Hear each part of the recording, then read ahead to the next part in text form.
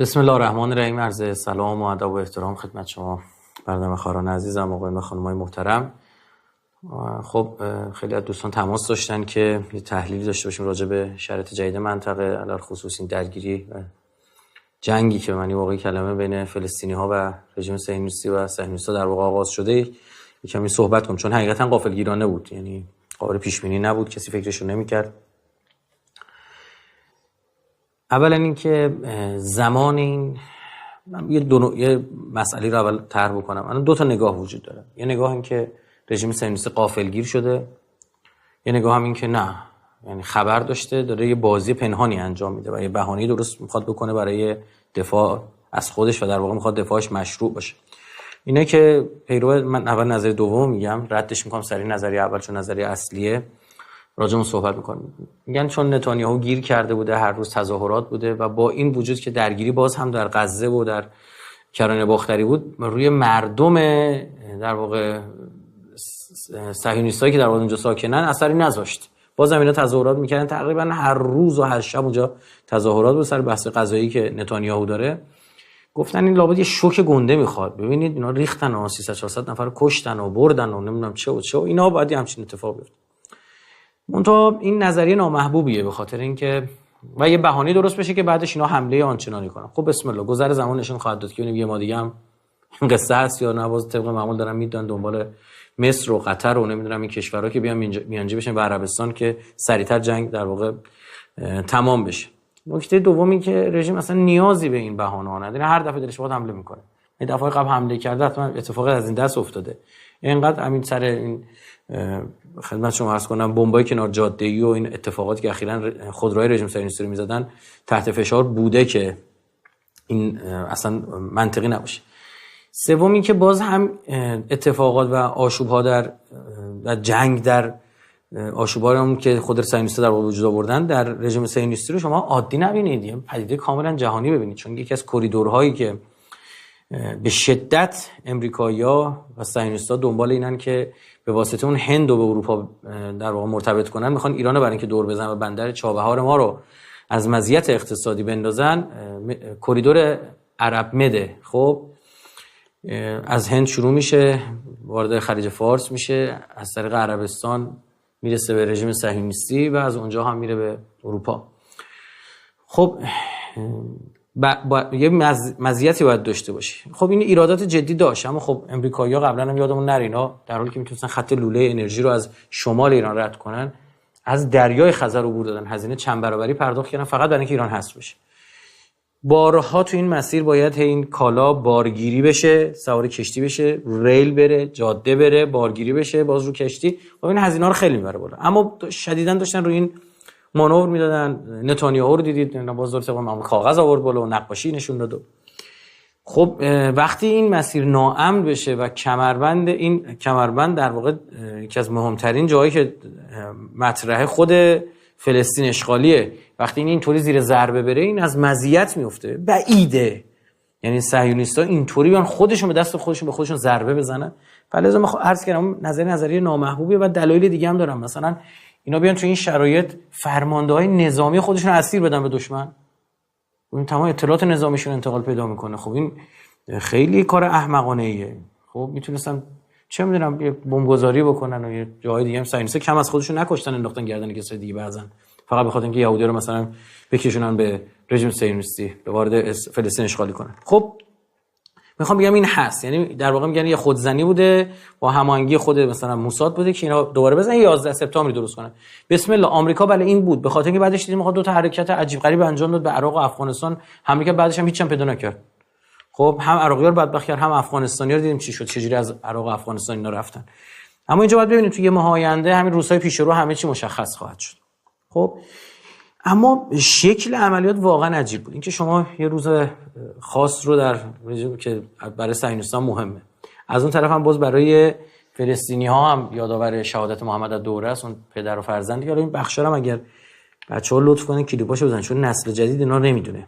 پدر و فرزندی گوشه دیوار گیر کردن، هیچی نداشتن، انقدر با گلوله زدن که این بچه رو تو بغل پدرش کشتن. اینا جنایتکار عجیب غریبن، یعنی کم نظیرن، بی‌نظیرن در دنیا. چون حداقل اگه داعش جنایت کرده همه محکوم کرده، اینا عجیبه، سازمان ملل هم پشت ایناست، قدرت‌ها پشت سر اینا، کسی زورش به واقع به صهیونیست‌ها نمیرسه جز ما. در واقع آتیشی که ایران درست کرده امروز تو محور مقاومت پیچیده. مسئله پس این من میذارم کنار، به سراغ این بحث خودم میشه. ببینید اولا من کشوری رو نداریم، حالا کشور اجازه به لفظش استفاده نکنم، ما جایی رو نداریم در منطقه به اندازه رژیم صهیونیستی مسلح شده باشه. یعنی شما دیدید آخرین تکنولوژی که امریکا خودشون دارن به رژیم صهیونیستی میدن، F-35 دارن به خودش به اینا میدن، کسی اینجوری به این سادگی انتقال تکنولوژی نمیکنه. سالانه یه پول هر سال به عنوان کمک مالی داره تو میشه. نمیدونم گنبد آهنی که میگن نمیدونم دیگه بهترین سامانه پدافند هوایی کل نمیدونم جهانه، این ادعاهای اینجوری داره گفته میشه. بعد یهویی یه عده حمله کنن با موتور، با پاراگلایدر، یه اتفاقات عجیب غریب، یک صحنه‌ای که واقعا شبیه فیلم‌های انگار هالیوودیه، خب اسم واقعیه. با پاراگلایدر شما بلند شی با اسلحه، بعد واقعا ابتکار به معنی واقعی کلمه. ببینید قصدم همینه، این سامانه گنبد آهنی برای هر راکتی 2 موشک شلیک میکنه. بعد با چی موشک‌ها مثلا $1000، خب بعد این چقدر قیمت؟ چند 40 برابر 50 برابر، حالا مدلش متفاوته. یعنی عجیب غریبه این ابتکار، این نتیجه تجربیاته در واقع ایرانه. و فیلم‌های عجیب غریبی هستن، این سری فیلم‌های آخرالزمانی مردم تو بیابون داشتن میدویدن و خب و اصلا باور نکردنی بود. مثلا ببینید شما نمیتونید تصور کنید برای صهیونیست‌ها چقدر اسیر مهمه.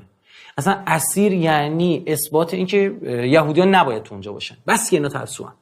اینا میگه ما اگه اونجا بیایم، ببین کشته و اسیر اینا رو بیچاره میکنه. اینا جنگ ترسوان، یهودیا به در واقع یهودی صهیونیست داره هم از میکنن. صهیونیست‌ها به جندوس بودن معروفن. خب بعد یهو شما نشون بده آقا دیگه نمی‌دونن چه جوری اینو اسیر بگیرن، سوار موتور می‌کردن می‌بردن، پشت وانت مینداختن می‌بردن. یه صحنه‌ای هم بود بالاخره جنگ، صحنه شاید با از اخلاقم یه جایی به دور بود که اینا مورد تایید ما نیست اگر اتفاق افتاده باشه. اما در مورد صهیونیست‌ها بدونید که اینا خودشون خدایگان جنایتن، یعنی در مورد اونا حداقل من دیدم یه سری حرفا دارن میزنن. بله اخلاق اهل بیت، جهادی که ما داریم کجا، شما 8 سال دفاع مقدس رو ببینید. خب اما خب اینو بگم کسی رو خیلی راحت اینجا مقایسه نکنید با کسی که با فرهنگ اهل بیت در واقع بزرگ شده. اما اینکه اینا عادیه، یعنی اولین کاری که مثلا تصاویر میگفتن آقا چرا بعضی از اینا رو برهنه کردن. خب حالا من با خانم‌ها رو نمیگم، مثلا سربازا، مثلا این کار عادی صهیونیستاست. کارگرایی بعضی از این کارگرای فلسطینی هستن مثلا یه جایی رو رد میکنن برای اینکه بتونن کار کنن، اینا رو میگیرن اولین کاری که میکنن لخت مادرزاد میکنن، دست و پاشون میبندن، بعد میندازشون همینجوری رو زمین 2 ساعت 3 ساعت 5 ساعت همینجوری دست و پا بسته همونجوری که مجبور بشه ادرار کنه، مجبور بشه مدفوع کنه. در واقع میخوان لهش کنن، میخوان خوردش کنن. میخوام بگم چیز عادیه برای خود صهیونیست‌ها، یعنی پروتکلاشونه. اینو در واقع ملاحظه داشته باشید. بعد حالا ما یه مواردی داشتیم مثلا صهیونیست‌ها فکر نکنم تا اسیر، شاید مثلا استخونای سربازشون خب با 5000 تا اسیر عوض کردن، اما الان چی صدها اسیر دست فلسطینیاست. اصلا این بیچاره میکنه صهیونیست‌ها. یعنی شک نکنید مهاجرت معکوس بسیار جدی خواهد بود و ما پیش بینی میکنیم برای اینکه بتونن جلو مهاجرت معکوس رو بگیرن بیرون اسرائیل باید یه اتفاقی علیه یهودی‌ها بیفته که بگن با این وجود باز هم داخل اسرائیل چیه؟ امن‌تره. این اصلا یکی از روش‌های اینهاست. هر باری جنگی در فلسطین اشتغالی شکل گرفته، مقاومتی شکل گرفته، بلا فاصله بعد چند وقت، چون اینا سری فرار میکنن، میگن دیدید اینجا ما نباید بیایم، فرار میکنن میرن. عموما اینا دو تابعیتی ان، کشور دیگه بودن به زور اینا رو جمع کردن آوردن، اصلا ارقی ندارن به اونجا. 90% اینا سکولارن، فکر کنم مثلا ارض موعود واسه اون متدینی نشونه. خب اینا رو جمع کردن آوردن اونجا، خب یه تقی به توق بخوره فرار میکنن. دیدید فرودگاه بنگوریون قفل بود از جمعیتی که می‌خواستن فرار کنن برن.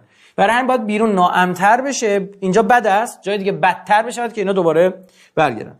در ثانیه هم بدونید که واقعا محور مقاومت به این فکر میکنه که با کمترین هزینه فلسطین آزاد بشه ها، یعنی استحکامات و زیرساخت‌ها بمونه برای در واقع جریان مقاومت که از اونها استفاده کنن بعدن فلسطینی‌ها. اینو به شما عرض بکنم. این منظورم اینه که این مسئله اسیر شدن و خیلی ساده ازش نگذرید. این فکر نکنید مثلا فلسطینیا، آقا فلسطینیا اونا 500 تا اسیر گرفتن، اینا مثلا 501 نفر گرفتن یا 400 تا گرفتن. نه، اینا یک نفر براشون قد 10,000 نفره، چون به شدت تولید وحشت و تولید ترس میکنه. این صحنه‌هایی که الان دارن میبینید اینترنت هم سریع فیتلاشو کشیدن پایین. خب و جالب، هر اتفاقی که به ایران نسبت داده شده بود اینجا کاملا میفته. من قبلا عرض کردم، گفتم ماجرای ما خیلی عجیبه، هر بلایی سرمون اومده داره سرشون میاد. مثلا انگار خدا عهد کرده اینجوری پاسخ اینا رو بده که این تصاویر پخش نشه، چون به شدت میترسن. شما دیدید صدای آژیر میاد، اینا بیچاره میشن. تو ماجرایی که صدام چند تا موشک سوری زد به سمت اسرائیل، 50 نفر چقدر حضور ذهن ندارم کشته شدن. 2 تاشون حالا مثلا این موشک سر موشک مواد جنگی، بعدا میگفتن تو توش مواد منفجره نداشته، سر جنگی نبوده، این خورده بود انگار مثلا که آهن بخوره، شهاب سنگ بخوره سر. مثلا 2 نفر اونجوری مرده بودن. 48 نفر دیگه چی بودن؟ 48 نفر دیگه اثر سکته مرده بودن. یعنی آژیر خطر که زمینو سکته کرده. فیلمایی هست که اصلا از آژیر خطر بزنن، اینا بچه‌ها بذارن چند تاشو ببینید چه واکنشی، چه ترسی، چه گریه‌ای. دخلونا على المطار زي ما انتم شفتوا، تركنا السيارات، تركنا كل شيء.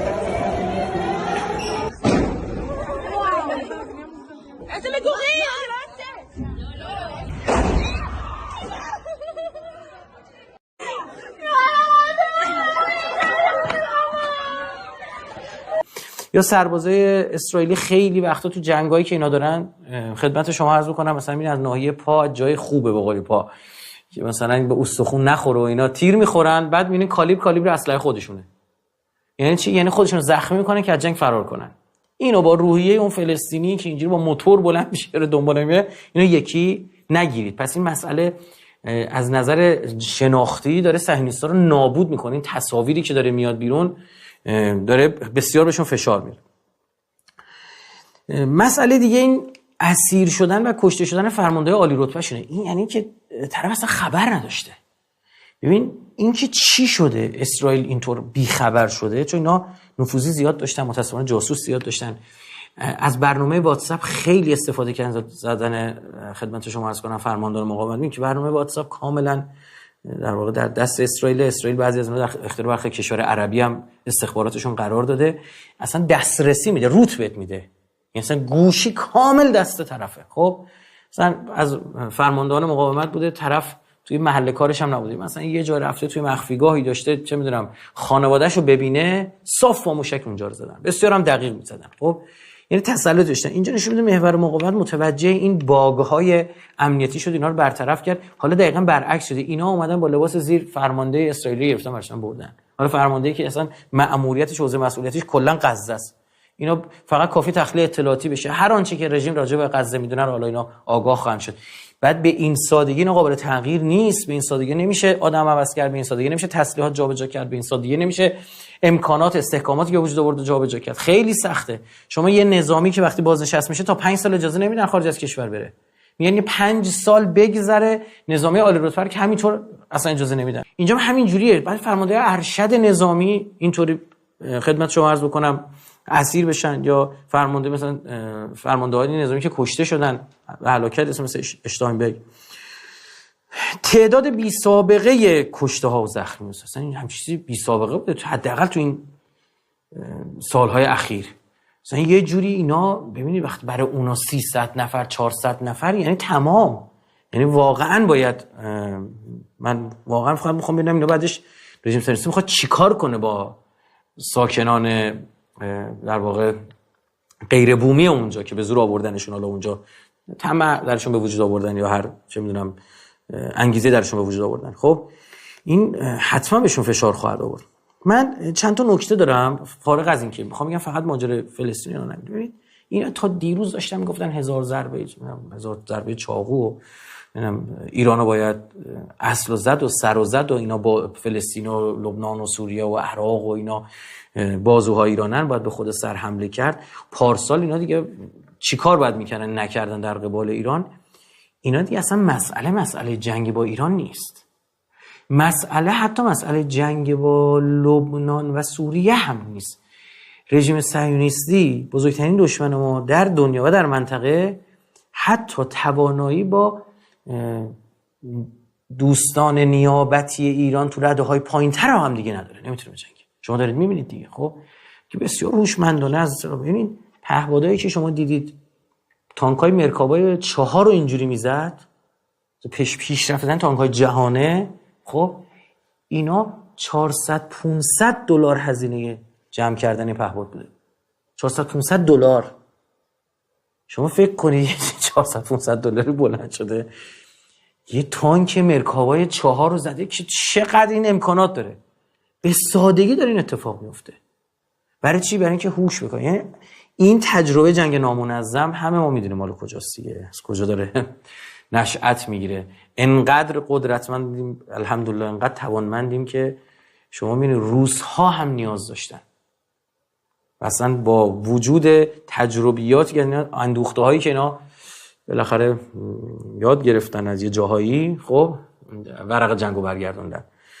اصلا نمیتونستن. ماهای اول جنگ، روز اول جنگ واقعا تلفات روسیه زیاد بود در اوکراین. چی شد یهو این مسئله تغییر کرد؟ من چون قبلا راجع به این صحبت کردم اینو در واقع بگم. یه مسئله دیگه خیلی جالب بود، این که خطای بالا در جنگ بود.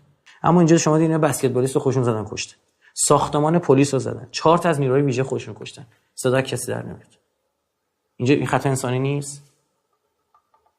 تمام استانداردها دوگانه است دیگه. من نمیگم اون خوب بوده ها، من خودم میگم ماجرای اسفناک و متاثر کننده، اما چرا اینجا کاملا استانداردها متفاوته؟ من نمیخوام زیاد صحبت کنم، میخوام کوتاه باشه که حالا دوستانم که خواستم میتونم پخش کنم.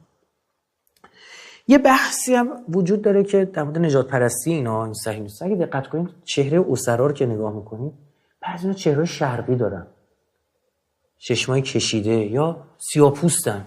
این سوال این چیز یهودی کجاست؟ اینا یه کاری که کردن، در به در گشتن وقتی دیدن خیلی از یهودی‌ها صهیونیست نیستن، دوست ندارن تو اسرائیل زندگی کنن. اینا اومدن چیکار کردن؟ به زور رفتن تو آفریقا، یه طایفه‌ای رو پیدا کردن، اینا خط نمی‌کردن. گفتن شما یهودید. اینا رو براشون آوردن، معروفن یهودی‌ها فلاشا. آوردن اطراف نوار غزه، شهرک نشینا اینا و کرانه باختری رو اینا رو میذارن. یعنی اینا دمپر کشته شدن باشن. اگه بخواد اتفاق بیفته سپر انسانی از اینها باید باشه. صهیونیستای اشکنازی چشمابیاشون اونا عقب‌ترن. اساساً هم دقت بفرمایید صهیونیستای سفاردی، یعنی یهودیا یا سفاردیان یا اشکنازی، این هم که دیگه دست سوم اومدن فلاشا و یه سری یهودیا رفتن از کوه تبت و هند و اونورا پیدا کردن، این اصلا چهره شرقی دارن. اینو که اصلا درجه سوم اصلا ولشون کنید. خب این دوتا اشکنازی‌ها همیشه قدرت دستشونه، به ندرت به سفارادی‌ها چیزی میدن. یعنی سفارادی‌ها از قضا یهودی اصیلن، یعنی یهودی خاورمیانه‌این. یه کسی که تو خاورمیانه که چشش آبی نبوده که، خب یعنی اصل نژاد دارم میگه، حالا تک و توک باشه اون کاری ندارم. بعد مثلا شغلای غیر مهم رو به اینا میدم. ممکنه بله رئیس جمهور مثلا موشه کتساف ایرانی بود، یزدی بود، تو اونجا رئیس جمهور شد، موسی قصاب. بعد موشه کتساف ایرانیه، فلزا یهودی سفاردیه، اما رئیس جمهور در اسرائیل کاری نیست، تشریفاتیه، خیلی کارایی نداره، همه چی نخست وزیره. اما شما ببینید سال‌هاست از موقعی شما یادتون میاد نتانیاهو نخست وزیره، یه برهه کوتاهی اولمرت اومد، خب بعدش دوباره نتانیاهو. من میگم این نجات پرستی اینه که حتی شامل حال خودشون هم میشه، یعنی خودشون هم قرار. مسئله دیگه این بحث سربازای زن رژیم صهیونیست. شما جالبه در سازمان ملل که رئیس جمهور ایران میخواست سخنرانی کنه، نماینده رژیم صهیونیستی بلند شد و نمیدونم عکس دستش گرفته و دید چه کاری. اما اینا زنو ببینید، هیچ وقت ما تو مثلا تو نگاه ایرانیمون و نگاه اسلامیمون میگیم وظیفه دفاع گردن ما مرداست، این تقسیم وظایف شده. خب ما مراسم رژه اهوازمون یادتونه چه تصاویری بیرون اومد، چطور مردا دارن از زنها حفاظت میکنن. تو فلسطین هم همین دیدیم که خیلی همین روحیه اسلامیش تا داشت خانم میگفت، گفتش دید بچه داره، گفت استرس نگیره، نترس، فاصله بگیرید، چیزی نگیر. موردی بود مثلا روسریش هم داره سرش میکنه، داره میبردش. بله چیزی هم بود مثلا جنازه که از این سربازاشو براشون برهنه که ما اینو تایید نمیکنیم، میشه واضح کار غلطه. و اینجا هم نکته مهم و خدمت شما بگم که سالها پیش من سخنرانی کردم راجع به مسئله امنیت در رژیم صهیونیستی، همونجا گفتم یکی از مصائبی که فلسطینی‌ها در فلسطین داشتن تکفیری‌ها بودن. از کارهای قشنگی که اسرائیلیا تو فلسطین کردن، تو نوار غزه علل خصوص، خب گسترش تکفیریگری بود. یعنی داعش آدم داشت در فلسطین، پرچم بالا آوردن، حمایت کردن از، خدمت شما عرض کنم، جریان تکفیرگری در سوریه که کلی در واقع خدمت شما درگیری‌های محور مقاومت خودش در درون نوار غزه داشت که خیلی از کارا، اتفاقات عجیب غریبی که اونجا میفته کار داعش بود. و داعش هم دیدید دیگه با تمام دنیا مشکل داره جز اسرائیل. قشنگ مشخصه به کجا بنده. یا تصاویری خاطرتون هست که اصلا اینا تو سوریه تکفیری‌ها ارتش آزاد می اومدن توی خاک اسرائیل درمان می شدن.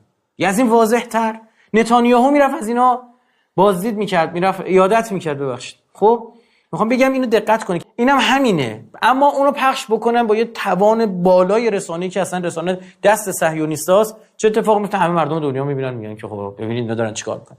اما کسی اون طرفو نمیبینه که شما فقط کافیه بخون برخورد سربازای صهیونیست با زن. حالا این فرقش چیه؟ زنای اینا سربازن، نیروی نظامی، یعنی اسلحه دشمن رو میکشه، اما زن فلسطینی که سرباز نبوده چه جوری برخورد کردن. بعدم میشه که بچه‌ها بتونن چند تا حداقل 5 6 تا 6 7 از این که الا ماشاءالله هست. شما برید سرچ کنید، تو هر زبانی دوست دارید سرچ کنید، چقدر تو اینترنت میاد. اینا راشل کرو که خبرنگار زن اروپایی بود و با بولدوزر روش رد شدن، انگار نه انگار. حداقل اینا این حرفا رو در واقع نزنن. خیلی هم در مورد حقوق زن و این چیزا حرف نزنن. اینا فقط جون براشون مهمه، هر کی میخواد براشون بمیره. مسئله بعدی ورود حزب الله به جنگ بود که تیم چند تا خونپاره زد، فیلمش هم پخش کرد، گردنم گرفت. این برای چیه؟ چی میتونه باشه؟ این خط و نشون برای اسرائیل، یک که من آماده جنگم. چون برخی تو اون پروژه اول که اگر این عمدی باشه، این بازی باشه، اسرائیل آماده باشه، بدون آقا این انقدر آماده است که نکته اول. نکته دوم این که خب رژیم الان نیاز داره نیروهاشو ببره به سمت کجا؟ به سمت جنوب تا بتونه غزه رو کنترل کنه. اما وقتی تهدید تو شمال هم باشه، توی جولان هم باشه، این دیگه نمیتونه، این توانایی رو نداره. یعنی با کمبود نیرو چیکار میکنه؟ مواجه خواهد شد. بعد تمام صهیونیستا تقریبا چیزن، نیروی نظامیان. الان فراخوان داده، یعنی اون بقال و نمیدونم کیو اینا همین شهرک نشینا همشون مسلح، بچهای کوچیکشون اسلحه همراهه. یا فکر نکن میگم مردم عادی‌ها، مردم عادی در اسرائیل معنی ندارد.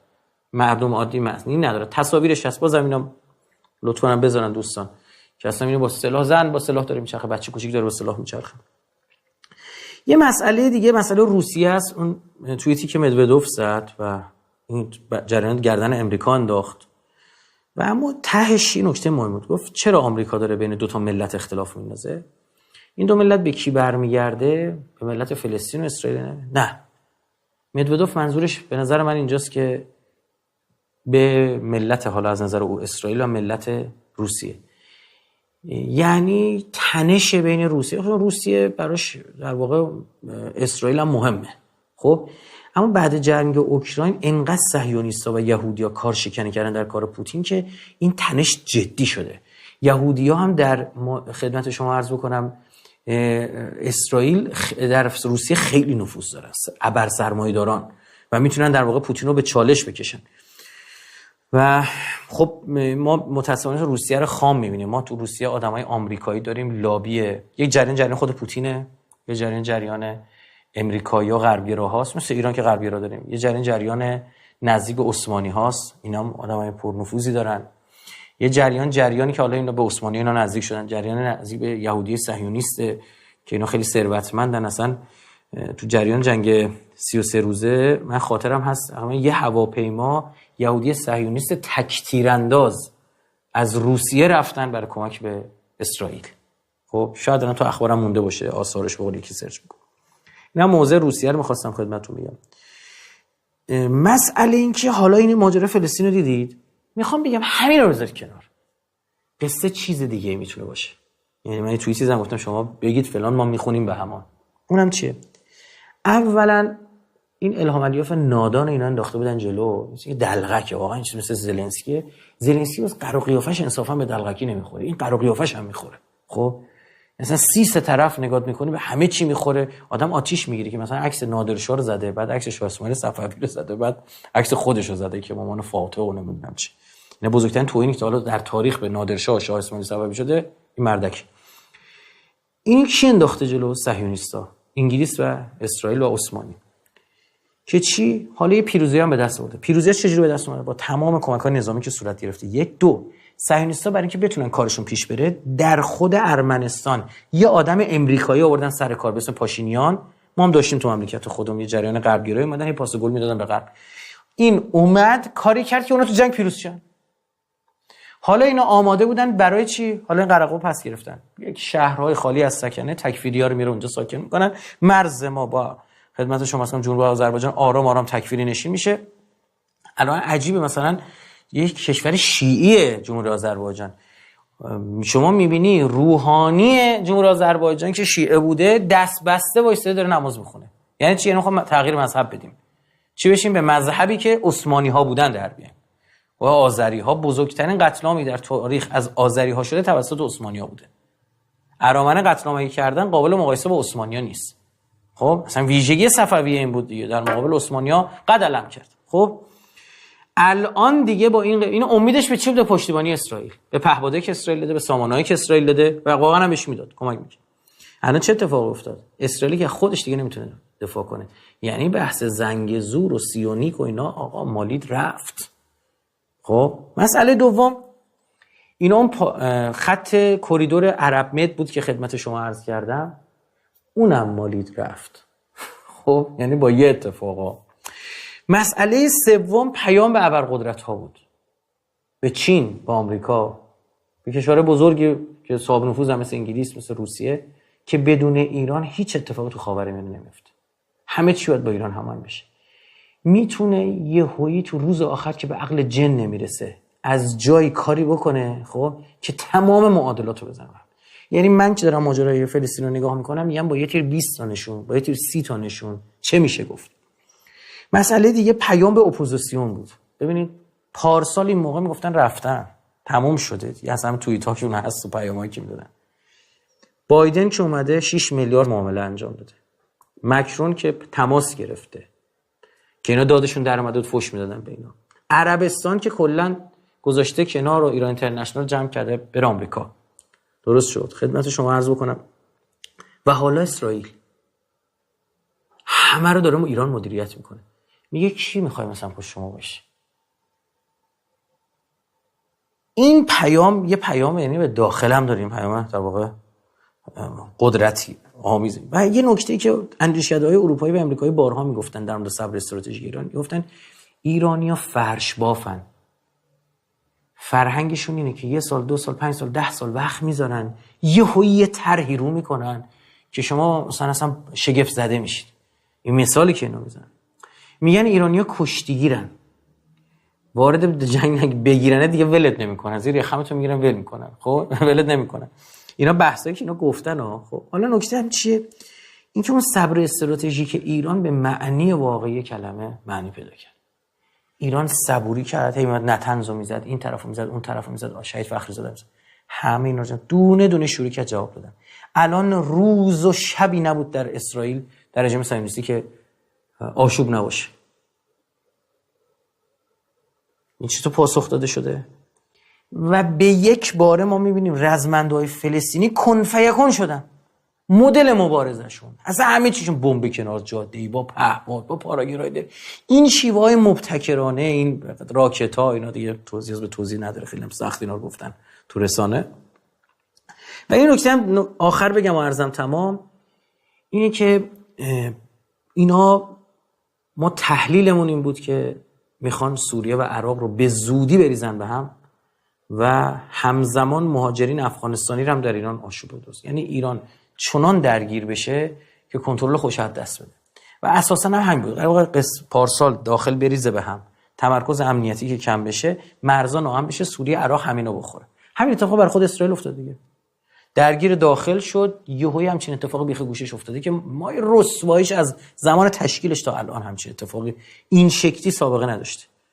داماد جمال عبدالناصر جاسوس اسرائیل بود، تایم حمله رو، دقیق حمله رو به اسرائیل گفته بود، اینا آماده بودن زمانی که مصری حمله کردن. خب این طرفو شما نگاه بکن.